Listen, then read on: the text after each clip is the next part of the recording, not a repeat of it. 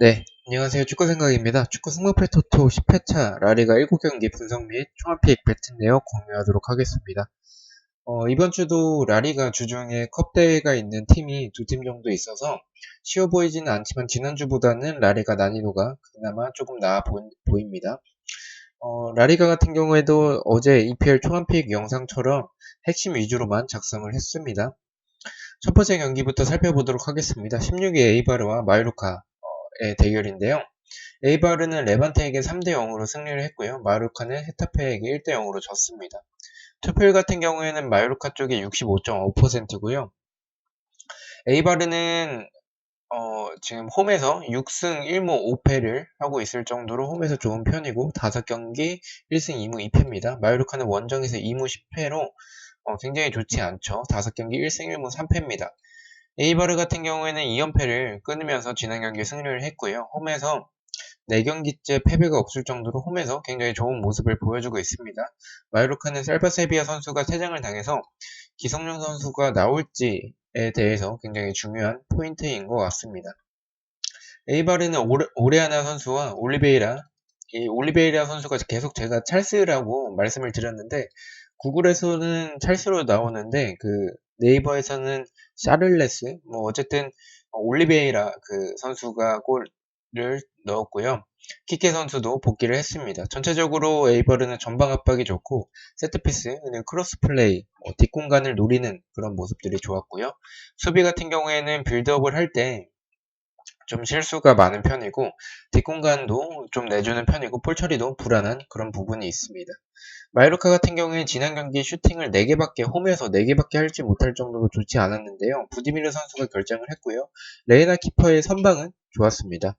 쿠브 선수는 이번 경기도 좋은 모습을 보여줬습니다. 수비 같은 경우에는 결국에 또 크로스를 좀 쉽게 허용하고 크로스가 올라올 때 선수를 마크하지 않아서 헤딩 슛을 그런 내주는 모습들이 많은데 또 크로스에 의한 헤딩골로 실점을 또 했습니다. 중간 공간을 많이 내줘서 중거리도 쉽게 허용을 하는 편입니다. 최근에 일본 경기가 지속적으로 승이 나오고 있어요. 무승부가 좀 라리가 낮 경기는 좀 자주 뜨진 않는 그런 모습을 보여주고 있습니다. 경기력을 봤을 때에도 홈에서 4경기째 패배가 없는 에이바르가 원정에서 단 1승도 없는 마요르카보다 좋아 보입니다. 다만 에이바르의 뒷공간을 쿠보나 라고 주니어 선수를 활용을 해서 만약 기성용 선수가 나온다면 그러한 뭐 패스, 롱패스 이런 부분들이 좀 잘 연결된다면 그런 부분은 마요르카에게 있어서 조금 이변이 나올 수도 있을 것 같은 느낌이 듭니다. 마요르카의 공격력도 나쁘지 않다고 생각을 해서 그래서 그런 부분 봤을 때는 조금은 무승부에 가깝지 않을까라고 생각을 하고 있긴 합니다. 저는 경기력은 무승부에 가깝긴 하지만 지속적으로 낮 경기가 무승부가 뜨지고 있지 않다는 점에서 승패로 나뉜다면 마요르카의 승보다는 에이발의 승을 보고 있어서 단통승 보도록 하겠습니다.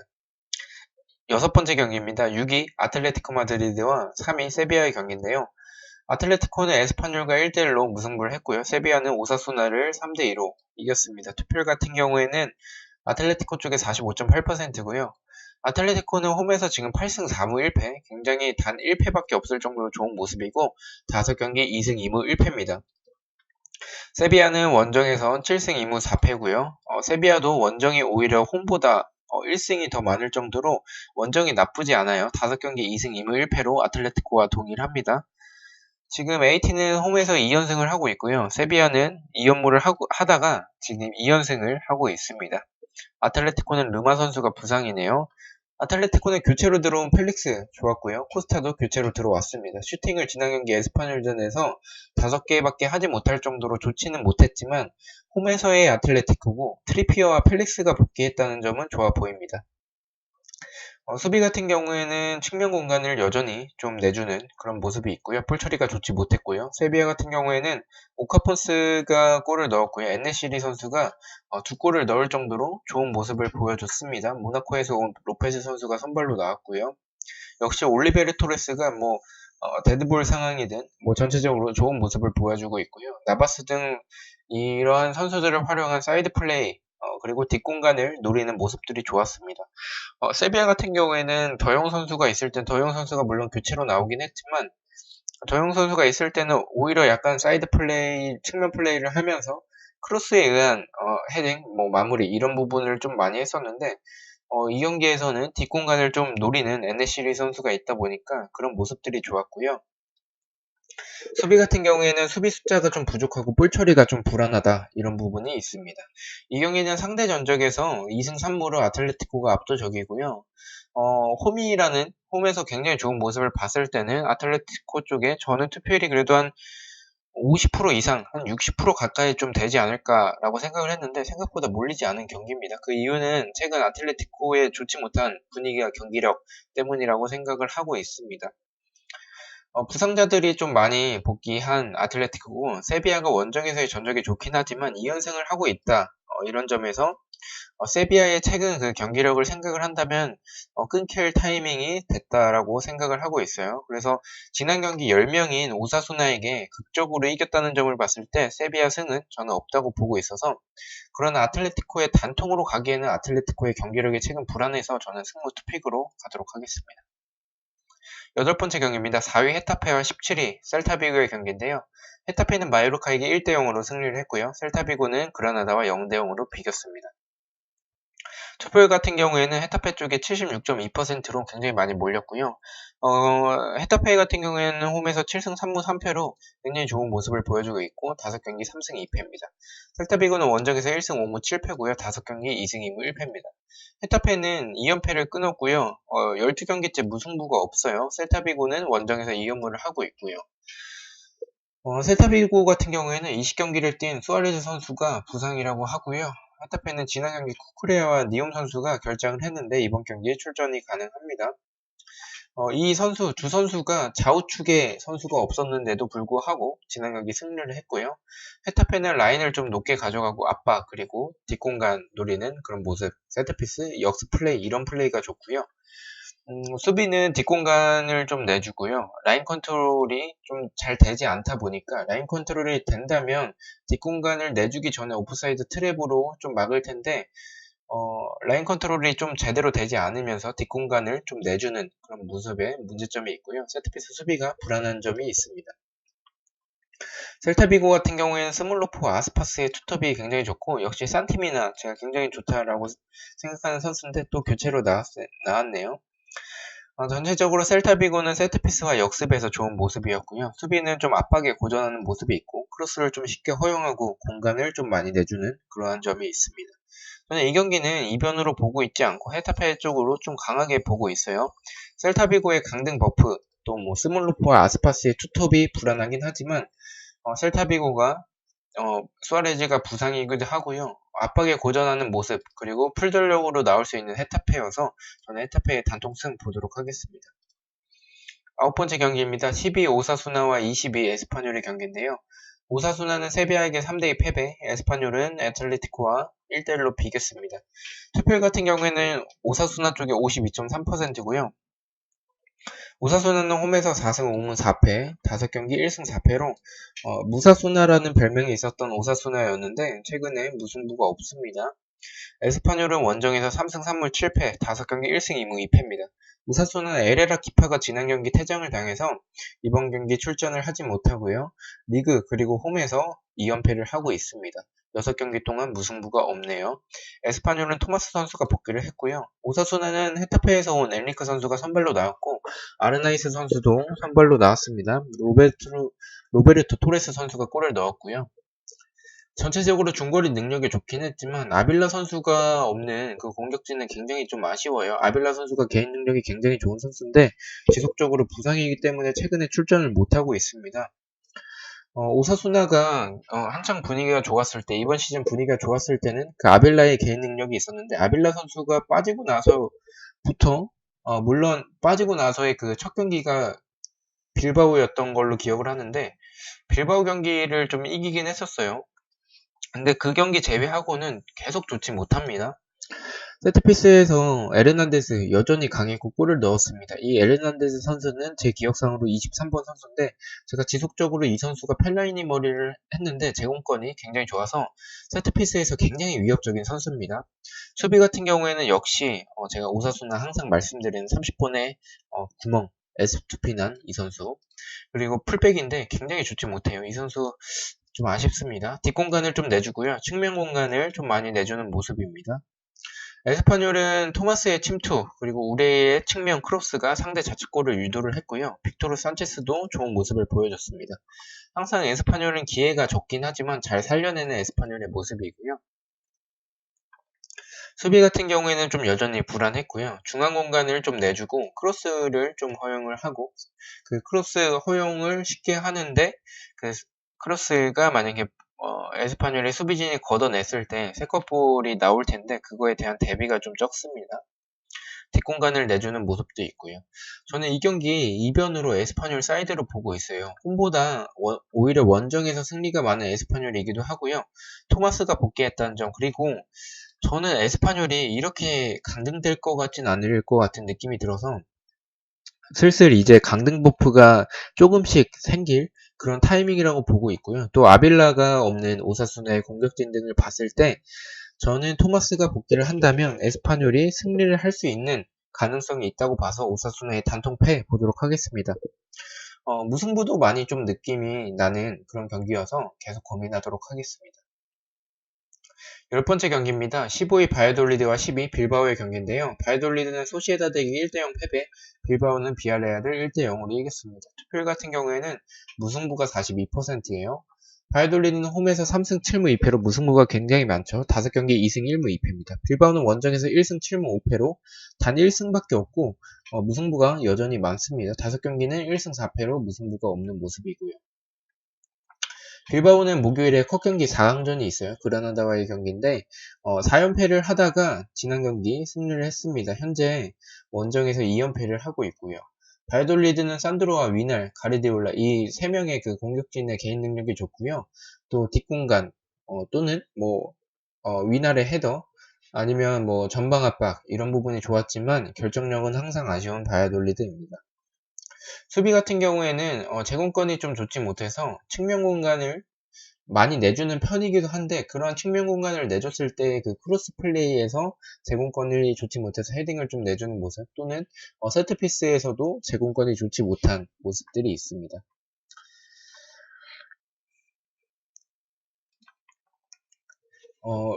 그리고 또 뒷공간을 내주는 그런 모습들도 있습니다. 빌바오 같은 경우에는 윌리엄스와 무니아인 그리고 좌우에 베르시체, 카파 여전히 좋고요.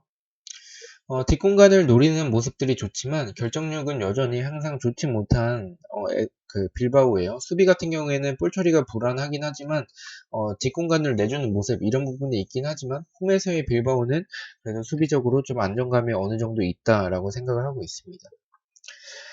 이 경기는 원정에서의 빌바오이기도 하고요. 개인적인 생각은 빌바오가 리그에서의 동기부여 자체가 컵 경기보다 조금 떨어질 것 같다라고 생각을 하고 있어요. 현재 상황에서 리그 순위를 봤을 때 10인데 잘해야 좀 유로파권일 것 같아서 챔스는 어차피 현실적으로 좀 빌바오의 경기력도 그렇고 힘들 것 같고요. 그래서 리그를 버리진 않겠지만 리그보다 컵에 조금 더 중점을 둘 것 같은 느낌이 듭니다. 지금 빌바오가 컵에서 지금 4강전에 위치를 하고 있는 상황인데 1차전에서 승리를 했기 때문에 좀 유리한 고지에 위치하고 있고요. 또 이 경기를 이겨서 결승으로 간다면 결승에서의 우승을 하면 또 유로파권이 생기고요. 만약 리그 쪽으로만 한다면 리그에서는 또 물론 유로파권이긴 합니다. 유로파권으로 갈 수 있는 가능성이 높긴 하지만 리그에서보다 오히려 컵에서 더 가능성이 많을 것 같아서 좀 컵에 더 집중을 하지 않을까라고 생각을 하고 있어요. 또 빌바오의 결정력과 바이돌리드의 공격진을 봤을 때는 저는 바이돌리드의 사이드로 보고 있습니다. 다만 바이돌리드의 제공권이 워낙에 좀 좋지 않아서 수비적으로 봤을 때 저는 초안픽은 바이돌리드의 단통무 예측을 하고 있고요. 저는 바이돌리드의 사이드로 보고 있습니다. 12번째 경기입니다. 11위 레반테와 9위 그라나다의 경기인데요. 레반테는 에이바르에게 3대0 패배, 그라나다는 셀타비고와 0대0을 비겼습니다. 투표율 같은 경우에는 레반테 쪽이 53.5%로 몰렸고요. 레반테는 홈에서 7승 2무 3패, 5경기 2승 3패입니다. 그라나다는 원정에서 3승 2무 8패, 5경기 3승 1무 1패입니다. 레반테는 홈에서 지금 3연승을 하고 있고요. 19경기째 무승부가 없습니다. 그라나다는 목요일에 빌바오와 컵 4강전이 있습니다. 레반테는 공격진에 한방에 있는 선수들이 좀 많고요.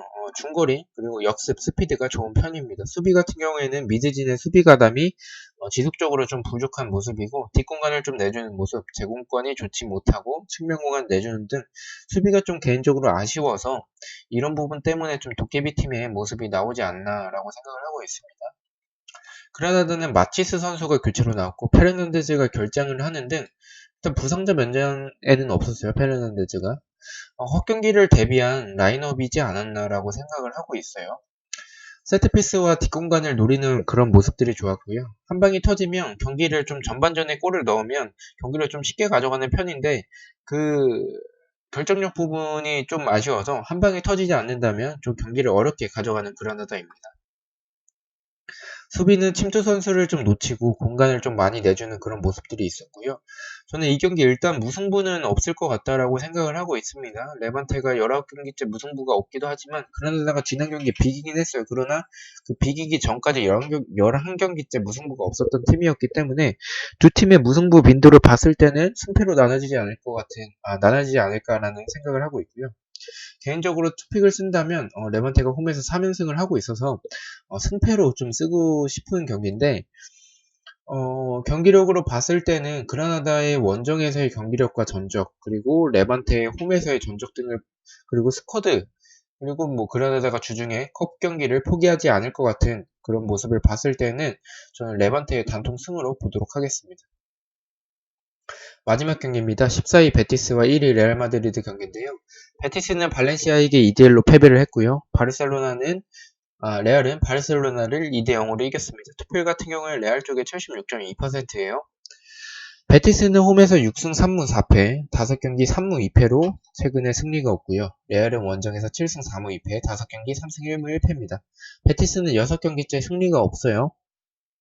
또 베티스는 카르발료 선수가 부상이라고 하고요. 베티스는 이글레시아스가 지난 경기 경고 누적에서 복귀를 해서 나왔었고요. 전체적으로 공격력이 좀 좋은 편이고 측면 공간 그리고 역습에서의 스피드가 좋은 베티스입니다. 수비 같은 경우에는 좀 라인이 높은 편이라 뒷공간을 좀 내주는 모습이 있고 항상 경기 볼 때마다 중앙 공간과 하프 스페이스 공간을 많이 내줘서 중거리를 좀 쉽게 허용을 하는 편입니다.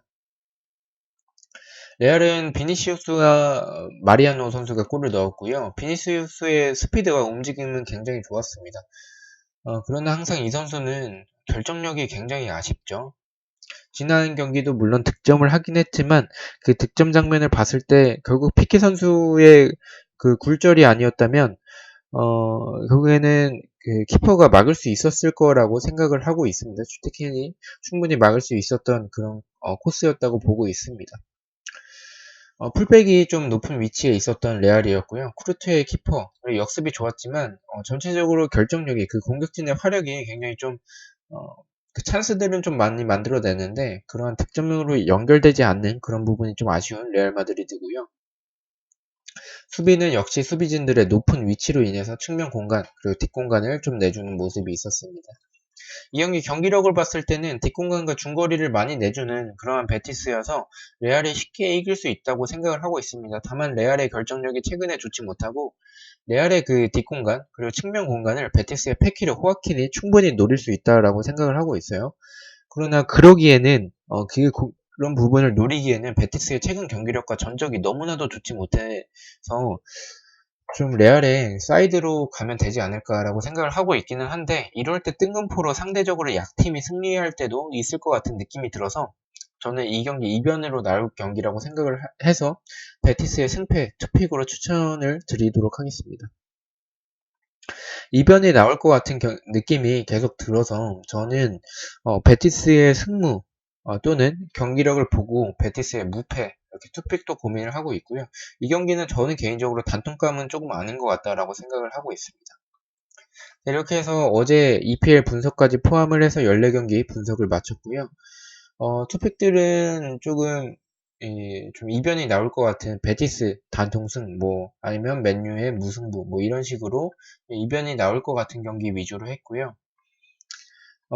주픽으로 이 초안픽에서 가져간 건 벌리와 토트넘 경기. 이 경기도 약간 이변을 보고 토트넘을 가져갔는데 경기력은 벌리죠. 어쨌든 이런 식으로 투픽을 가져갔습니다.